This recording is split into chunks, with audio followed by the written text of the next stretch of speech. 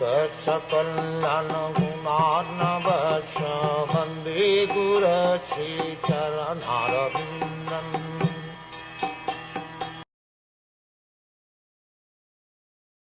While Sri Vyasadeva was following his son, beautiful young damsels who were bathing naked covered their bodies with cloth, although Sri Vyasadeva himself was not naked.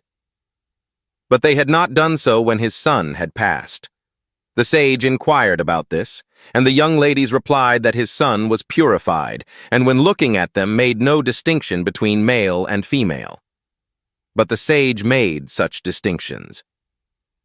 In the Bhagavad Gita, it is said that a learned sage looks equally on a learned and gentle Brahmin, a Chandal, dog-eater, a dog or a cow, due to his spiritual vision. Srila Shukdev Goswami attained that stage. Thus he did not see a male or female. He saw all living entities in different dress. The ladies who were bathing could understand the mind of a man simply by studying his demeanor, just as by looking at a child, one can understand how innocent he is. Shukdev Goswami was a young boy 16 years old, and therefore all the parts of his body were developed. He was naked also, and so were the ladies.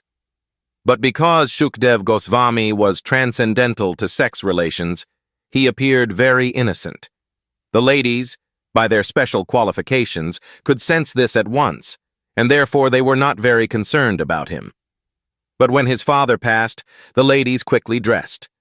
The ladies were exactly like his children or grandchildren, yet they reacted to the presence of Vyasadeva according to the social custom, because Srila Vyasadeva played the part of a householder. A householder has to distinguish between a male and female, otherwise he cannot be a householder.